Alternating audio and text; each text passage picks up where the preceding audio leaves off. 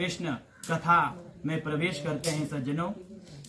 ये सबसे पहले यह जन्म किसका है? किसका जन्म है? कृष्ण जी का। हम आप लोग किसकी पूजा करते हैं? कृष्ण जी की पूजा करते हैं। कैसे कृष्ण जी?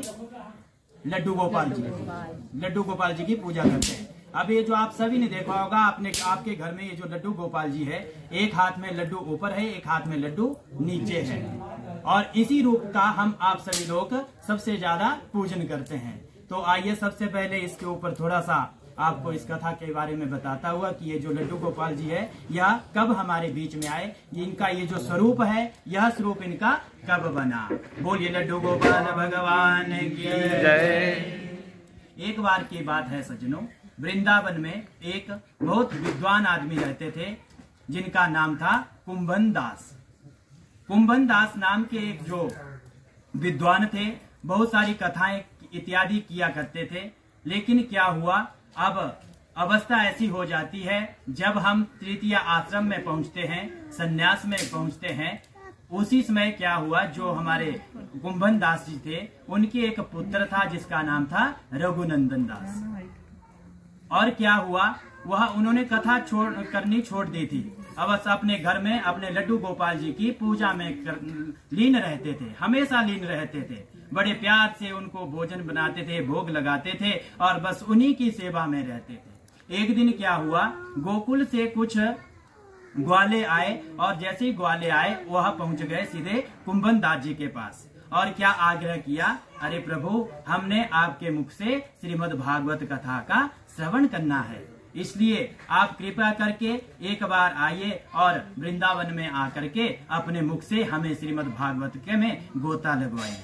बस इतना कहा, तभी क्या हुआ, जो कुंभन दास जी थे, विद्वान थे, उन्होंने कहा, अरे अब मैंने कथा नहीं करता, मैंने छोड़ दी है कथा करनी, अब मैं कथा नहीं करता। आप ऐसा कीजिए, किसी दूसरे विद्वान को बुला लीजिए, क्योंकि मेरा स्वास्थ्य भी ठीक नहीं रहता, मेरी उम्र हो पड़ी है, बस अब तो केवल मात्र एक हरि जीवनम, हरि जीवनम, हरि की कथा में मेरा बस अब जीवन है, हरि के चरणों में मेरा जीवन है, बाकी मैं कुछ नहीं करता, कथा इत्यादि नहीं करता। लेकिन क्या होता है सज्जनों, कुछ एक ऐसे होते हैं हमारे भाई बंधु जिनके ऊपर विश्वास बन गया, वो विश्वास इतना प्रगाढ़ होता है कि उन्हीं को बार बार आग्रह होता है कि नहीं, आपको एक बार आना पड़ेगा, आना पड़ेगा। ऐसा ही हुआ जब 100 बार उन्होंने आग्रह किया इन कुंभन दास जी के पास कि आपके मुख से ही हमने कथा श्रवण करनी है, अन्यथा हमारे वृंदावन में कथा नहीं होगी, कथा नहीं होगी अन्यथा। बस इतना कहा कि अब भागवत जी की कथा अगर मेरे द्वारा नहीं हुई तो ये बोल रहे हैं कि नहीं होगी कथा, इतना पापी मैं नहीं बन सकता। अब क्या किया, जब 100 बार आग्रह किया इन ग्वालों ने, तो आज कुंभन दास जी ने सोच लिया, अरे कोई बात नहीं, अगर इतना आग्रह करते हैं तो एक शर्त रखी। क्या शर्त रखी? कथा करने के लिए मैं अवश्य आ जाऊंगा वृंदावन, लेकिन क्या हुआ, शाम को मैं अपने घर में वापस आऊंगा। क्यों आऊंगा? क्योंकि ये जो मेरे गोपाल जी है ना, इनका मैं लालन पालन करता हूँ, इनको मैं भोग लगाता हूँ, इनको मैं सुलाता हूँ, इनके साथ प्रेम करता हूँ, इनके बिना मुझे नींद नहीं आती। इतना प्रेम था उनका रघुनंदन कुंभन दास जी का लड्डू गोपाल जी के साथ। सिर्फ मूर्ति थी एक, लड्डू गोपाल जी भी नहीं थे सज्जनों, सिर्फ मूर्ति की एक पूजा किया करते थे। अब क्या हुआ, जैसे ही उन्होंने कथा में आने के लिए आमंत्रण स्वीकार कर लिया, अब क्या हुआ, वह दिन आ गया सज्जनों। अब उनके एक जो बेटा थे जिनका नाम था रघुनंदन, अभी बाल अवस्था में थे, और क्या किया, इधर कुंभन दास जी ने बता दिया, अरे बेटा रघुनंदन, आपने ऐसा करना है, मैंने अंदर जाकर के लड्डू बनाए हैं, लड्डुओं का भोग ठीक 12 बजे भगवान जी को, ठाकुर जी को लगा देना आपने, और मैं कथा करने जा रहा हूँ वृंदावन, शाम को मैं वापिस आ जाऊंगा। अब क्या हुआ सज्जनों, समय बीतता गया, कथा आरंभ हो गई वृंदावन में। बहुत अच्छी कथा करते हैं हमारे कुंभन दास जी। जैसे ही कथा पहला दिन हुआ, पहले दिन अब क्या हुआ, वह कथा करने के लिए वृंदावन पहुंच गए। जैसे ही वृंदावन पहुंच गए, इधर आ गई रघुनंदन की बारी। अरे भोग भी लगाओ, अब बाल व्यवस्था थी, बालकों को क्या होता है, कैसा भोग, क्या कौन खाएगा, कैसे खाएगा, ये तो हम आप जब लोग समझने लायक होते हैं तभी पता लगता है कि क्या होता है क्या नहीं होता। बोलिए बांके बिहारी लाल की जय। ऐसा ही हुआ रघुनंदन के साथ। उसने क्या किया, अंदर से भोग की थाली लाई और 12 बजे ठीक दिन को ठाकुर जी के जो मूर्ति थी उनके सामने रख दी। अब जैसे ही सामने रख दी, उधर हमारे कुंभन दास जी कथा कर रहे थे। देखिए भक्ति कैसी होनी चाहिए, हमारी आपकी प्रगाढ़ भक्ति होनी चाहिए। और ये भक्ति किसकी सच्ची होती है, बच्चे मन के सच्चे। ये जो बच्चे होते हैं ये मन के सच्चे होते हैं। हम आप लोग जब कोई भी हम पूजा अर्चना करते हैं, किसी चीज की भी कोई अर्चन करते हैं तो क्या करते हैं, कामना सहित करते हैं, हमें ये दे दो, हमें ये दे दो। आजकल तो क्या होने लगा है, प्रभु आपको 1100 रुपए चढ़ाऊंगा अगर मेरा 1 लाख का काम बन जाए। आपके 1100 रुपए के भूखे भगवान जी नहीं है भूखे, लेकिन एक कामना करते हैं, नहीं हम आपके पास हलवा चढ़ाएंगे, ये करेंगे वो करेंगे, लेकिन हमारा ये काम बना दो। ये हुई हमारी कामना।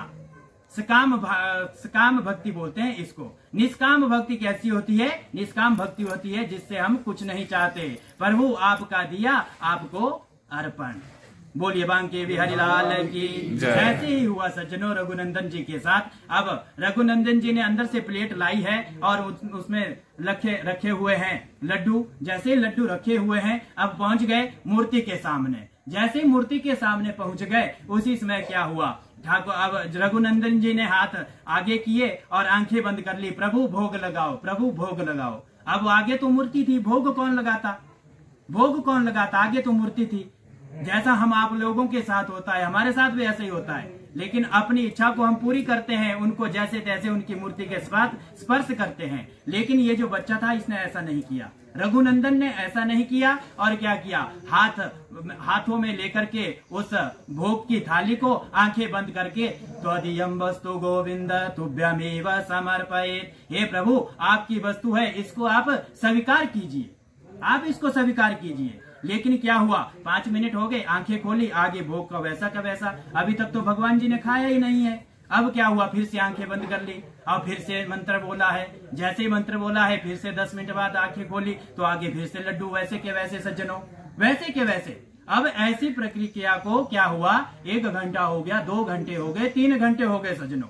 जब 3 घंटे हो गए तब रघुनंदन जी ने सोचा, अरे आज तो ठाकुर जी भोग लगा ही नहीं रहे हैं, अगर पिताश्री आएंगे तो मुझे डांटेंगे कि तेने भोग नहीं लगाया, अब क्या करूं। अब क्या किया, बच्चा था, बच्चा रोने लग गया। देखो बच्चे कैसे होते हैं, बच्चा रोने लग गया, अरे प्रभु कृपया करके भोग लगाइए, भोग लगाइए, कृपया करके भोग लगाइए। लेकिन अंदर से अब ठाकुर जी नहीं आ रहे हैं भोग लगाने के लिए। अब क्या हुआ, जब बहुत समय बीत गया सज्जनों, जो आंसू थे, देखो इन संसारियों के सामने कभी आंसू मत निकालना। अगर आंसू निकालने ना, ठाकुर जी के सामने निकालो। जो आपके आराध्य देव हैं, जिनको आप सबसे ज्यादा मानते, उनके आगे रो करके एक बार देखो, आपके भगवान अवश्य प्रसन्न होंगे। तो आज ऐसा ही हुआ है रघुनंदन जी के साथ। उन्होंने क्या किया, आंखें बंद कर ली, आंखों से झरझर आंसू निकल रहे हैं ठाकुर जी के लिए कि ठाकुर जी कृपया भोग लगा लो, वरना मेरे पिताश्री आएंगे और मेरी पिटाई होगी, मेरी पिटाई हो जाएगी, आप कृपा करके भोग लगाइए, भोग लगाइए। अब क्या हुआ सज्जनों, देखिए ये होती है निष्काम भक्ति, क्योंकि ठाकुर जी से कुछ मांगा नहीं, सिर्फ क्या किया, आंसू झरझर निकल रहे थे, प्रभु आप भोग लगाइए, भोग लगाइए, बस इतना कहा, हमारे ठाकुर जी प्रसन्न हो गए सज्जनों। अब जैसे ही प्रसन्न हो गए, अब ठाकुर जी आए और ठाकुर जी उसी लड्डू गोपाल के रूप में पहुंचे हैं। आज सामने रघुनंदन बैठा है, सामने ठाकुर जी बैठे हैं, और क्या हुआ, गपागप हमारे ठाकुर जी उन भोग को लगा रहे हैं, लड्डुओं को खा रहे हैं सज्जनों, खा रहे हैं लड्डुओं को।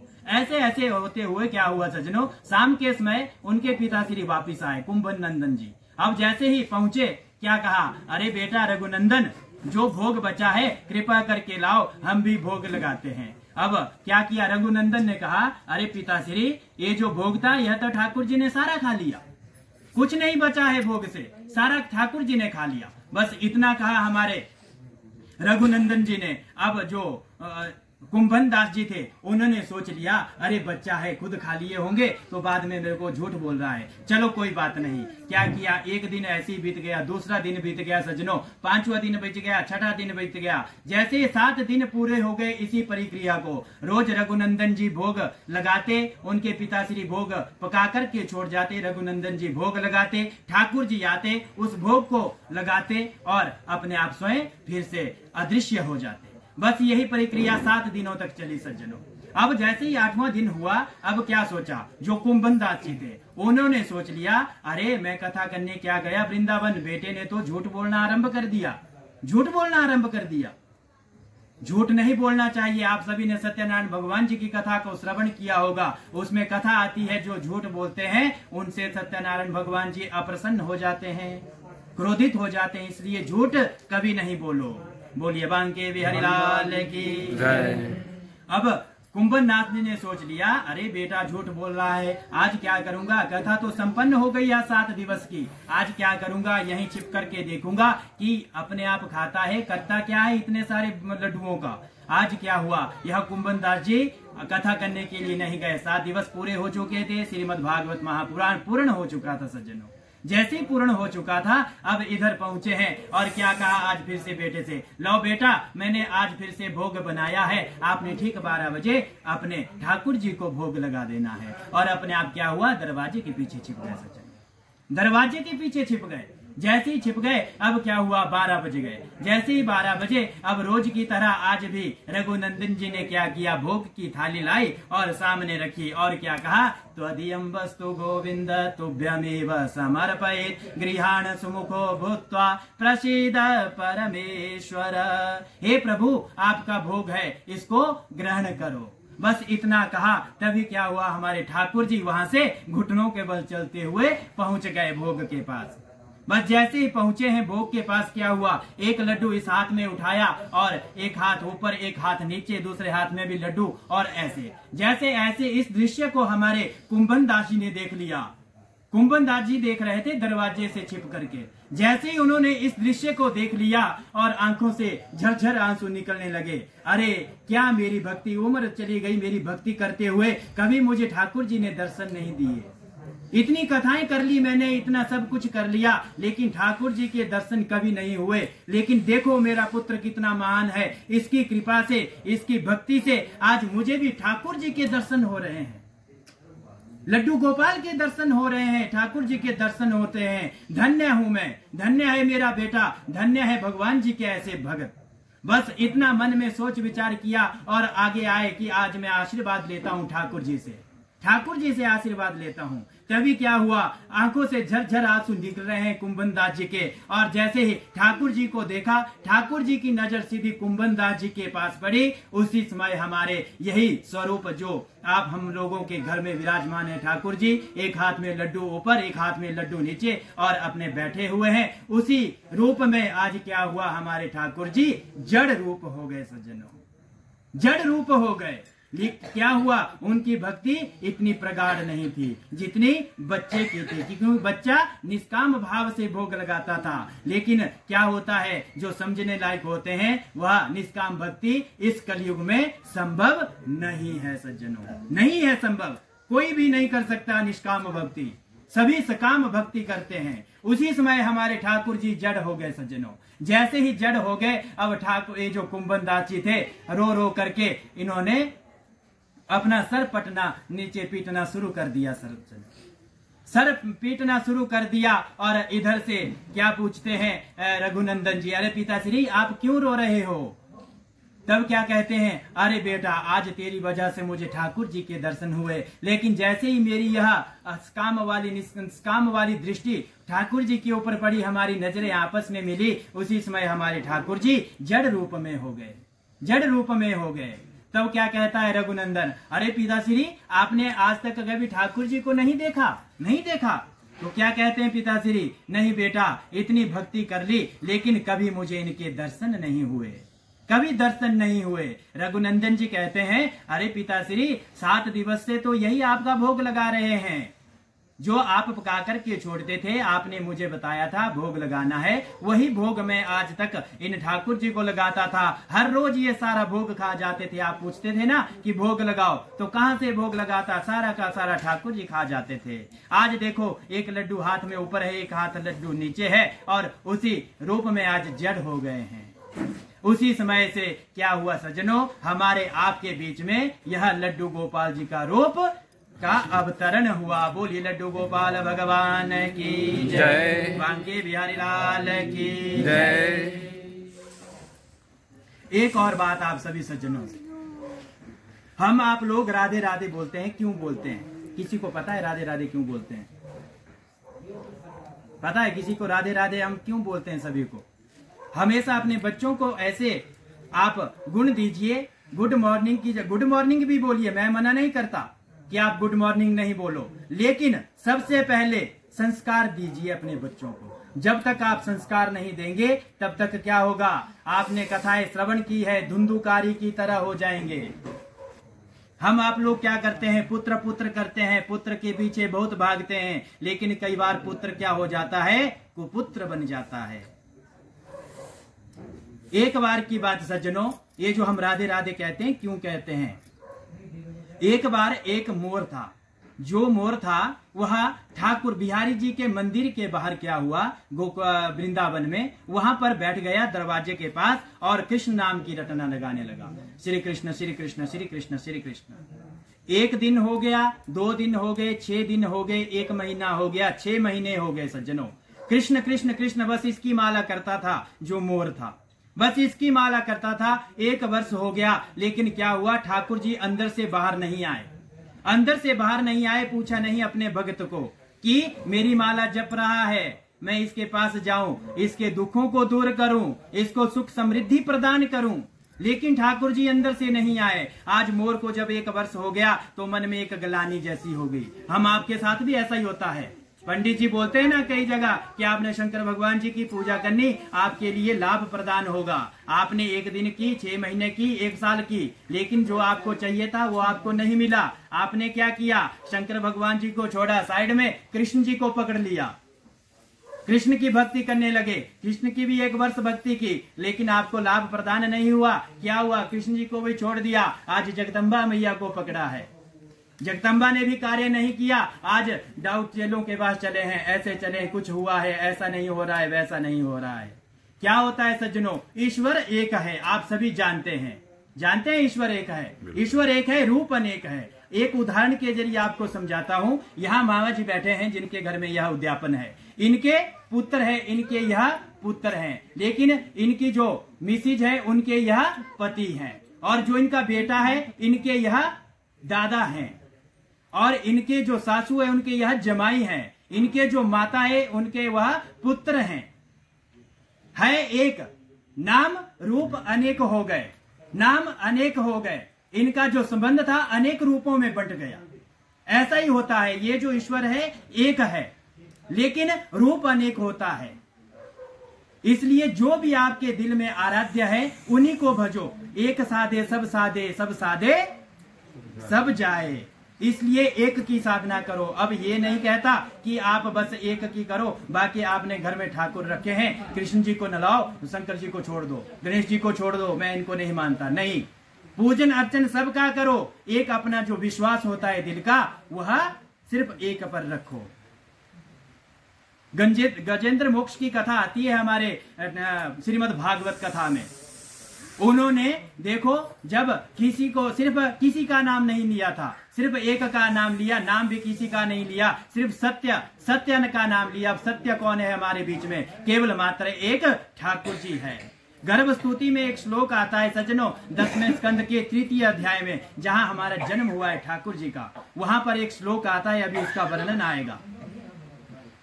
इसलिए आप सभी सज्जनों से प्रार्थना रहेगी, एक को आराध्य देव बनाइए, सिर्फ एक को। सबको अगर मिलाएंगे तो आप खिचड़ी पकड़ जाएगी। क्या होगा? अगर आप एक भरुआ लेते हैं, भरुआ लेकर के 50 जगह आप फावड़े मारते हैं, 5-5 फावड़े 50 जगह मारते हैं, तो पानी निकलेगा? नहीं निकलेगा। अगर एक ही जगह आप 50 फावड़े मारेंगे भरुए से तो पानी निकल जाएगा। इसीलिए भक्ति एक की करो। बोलिए बांके बिहारी लाल की। ये जो मोर था सज्जनों, सिर्फ कृष्ण की भक्ति करता था। 1 वर्ष तक हो गया बांके बिहारी जी के द्वार पर बैठे हुए, लेकिन कृष्ण जी प्रसन्न नहीं हुए अंदर से। तभी क्या हुआ? बरसाना से एक मैना आई, एक मैना आई और सीधे देख लिया, अरे ठाकुर जी के घर के बाहर दीवार के साथ यह मोर बैठा है, आंखों से झरझर आंसू झर रहे हैं, क्या बात हो गई होगी, पूछती हूँ इससे। तब जैसे ही मैना पहुंची है आज मोर के पास, क्या पूछती है? अरे मोर, तुम क्यों रो रहे हो? तब क्या कहता है मोर, अरे बहना तू नहीं जानती, देख 1 वर्ष हो गया कृष्ण कृष्ण नाम लेते हुए मुझे यहाँ बैठे हुए, लेकिन इस छलिए को देखो अंदर, आज तक मुझे पानी तक नहीं पूछा। 1 वर्ष से इनका नाम ले रहा हूं लेकिन आज तक पानी नहीं पूछा। अब जो मैना थी उसने क्या कहा, मैना ने कहा अरे आप छोड़ो इनको, आप ऐसा करो बरसाना में चलो श्री राधा रानी के पास, वहां जाकर के चलो, वहां कुछ मैं आपको कुछ बताती हूँ।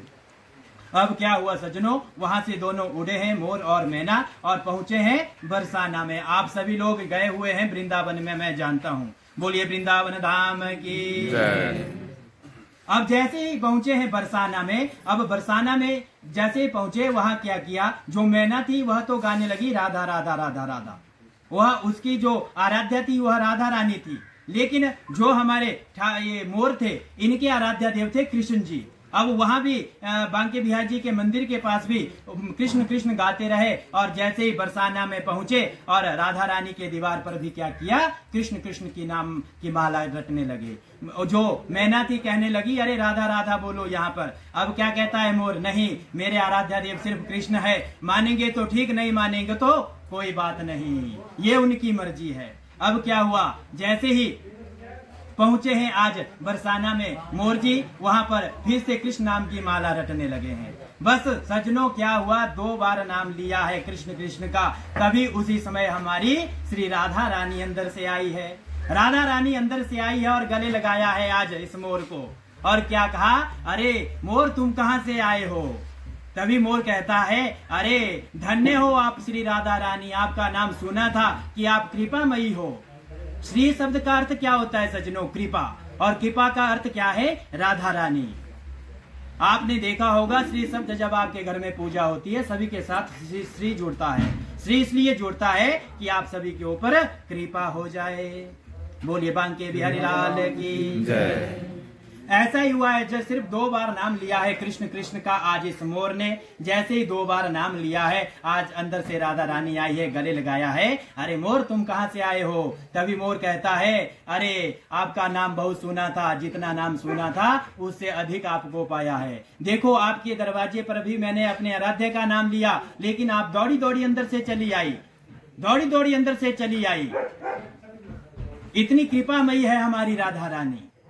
जैसे ही चली आई राधा रानी अंदर से, अब क्या कहा, अरे मोर तुम कहाँ से आए हो। तो मोर कहता है मैं बांके बिहारी जी के मंदिर से आया, लेकिन उस छलिए के पास 1 वर्ष से कृष्ण कृष्ण नाम ले रहा हूँ, लेकिन वह मेरी भक्ति से रीझ नहीं पाए, प्रसन्न नहीं हुए। लेकिन आप देखो, आप उनके नाम से भी प्रसन्न हो गई, इसलिए आपका नाम कृपामयी है। अब क्या किया, राधा रानी ने कहा अरे आप ऐसा कीजिए, अब आप वहां पर जाइए, कहां पर, अपने वृंदावन में जाइए, और ठाकुर जी के बांके बिहारी जी के मंदिर के पास क्या कहना है, राधे राधे कहना है। बस इतना मान लीजिए, 2 बार राधे कहना है, 1 बार राधे कहना है। मोर ने सोच लिया अच्छा ऐसा भी कर लूंगा, 1 वर्ष तक तो कृष्ण का नाम ले लिया, चलो आज कोई बात नहीं, 1 बार आपका नाम भी बांके बिहारी जी के मंदिर के पास ले लूंगा। अब वहां से मोर वापिस पहुंचा है वृंदावन सज्जनों। जैसे वृंदावन में पहुंचे हैं मोर, और वहां किया, सिर्फ क्या किया, राधे राधे, बस इतना बोला, और अंदर से बांके बिहारी जी दौड़ते हुए आ गए। जैसे ही दौड़ते हुए आ गए, आज पता नहीं कहाँ बगलबंदी पड़ी है, कहाँ पर पादुकाएं पड़ी है, कोई अता पता नहीं है, लेकिन राधा के नाम सुनने से ही सीधे दौड़ के आगे पहुंच गए, सीधे दरवाजे के ऊपर। जैसे दरवाजे के ऊपर पहुंचे, क्या कहा, अरे तुम कौन हो, कहां से आए हो, ये राधा राधा नाम क्या आपने लिया। तो मोर क्या कहता है, अरे वाह खूब छलिया हो तुम तो प्रभु, 1 वर्ष से आपका नाम ले रहा हूं आपके पास यहाँ पर, लेकिन आपने मुझे पानी तक नहीं पूछा। लेकिन जैसे ही मैंने अपने भगवान को बदला, आज राधा नाम लिया है ना, तो आज जैसे ही मैंने अपने आराध्य को एक दूसरे का नाम लिया, तो आप जल्दी से दौड़े आए। अगर पहले आ जाते तो मैं दूसरा नाम क्यों लेता। तब ठाकुर जी क्या कहते हैं, अरे ठाकुर जी कहते हैं अरे ये मेरे लिए श्राप है, जो मैं आपको 1 वर्ष तक पूछ नहीं पाया, पानी के लिए नहीं पूछ पाया, पानी तक नहीं पूछ पाया आपको, आपने 1 वर्ष तक मेरा नाम लिया है कृष्ण कृष्ण कृष्ण, लेकिन आपने राधा रानी का जैसे ही नाम लिया है, तो आज मैं प्रसन्न हो गया, इसलिए आपको एक वरदान देता हूँ। क्या वरदान देता हूँ कि आपका ये जो मोर पंख है यह मेरे सिर पर सदा के लिए विराजमान होगा। बोलिए मोर वंशी वाले की जय। उसी दिन से मोर पंख ठाकुर जी ने अपने सर पर बांधना शुरू कर दिया सज्जनों। अब क्या क्या ठाकुर जी ने कहा, अरे मोर अब देख ले, ऐसी बात है इस कलयुग तक तेने क्या बात पहुंचानी है। अगर मुझे कोई चाहता है तो राधे राधे नाम का नाम सुमिरन करना पड़ेगा। अगर कोई राधा को चाहता है तो कृष्ण कृष्ण नाम का सुमिरन करना पड़ेगा। अगर आप ठाकुर भगवान जी के आराध्य, आपके आराध्य हैं, ठाकुर भगवान जी आपके इष्ट हैं, आपको मनाना चाहते हैं, तो क्या करना है, आपने केवल मात्र राधे राधे नाम का जप करना है। बोलिए राधे रानी सरकार की, कृष्ण चंद्र भगवान की। अगर आप ठाकुर जी को चाहते हैं तो आपने राधे राधे शब्द का उच्चारण करना है। अगर आप राधा रानी को चाहते हैं तो कृष्ण कृष्ण नाम का सुमिरन करना है। ये होता है सज्जनों प्रेम। ये प्रेम की बात है। बोलिए बांके बिहारी लाल की। इसलिए अपने बच्चों को उठते बैठते सोते समय जब भी आपको समय मिले, अपने बच्चों से हमेशा राधे राधे शब्द का उच्चारण करना है। मैं नहीं कहता कि आप गुड मॉर्निंग बोलो, नहीं बोलो, गुड नाइट नहीं बोलो, या कोई और कुछ भी जो भी आप बोलते नहीं बोलो, लेकिन बोलो, लेकिन सबसे पहले राधे राधे नाम का सिमरन करते चलो। देखो राधे राधे गाएंगे तो आपके ठाकुर जी आपसे प्रसन्न हो जाएंगे, कृष्ण कृष्ण गाएंगे तो आपकी राधा रानी प्रसन्न हो जाएगी। इसलिए हम आप सभी लोग राधे राधे कहते हैं, क्योंकि हमारे आराध्य देव कौन है, ठाकुर भगवान जी हैं। बोलिए ठाकुर भगवान की जय।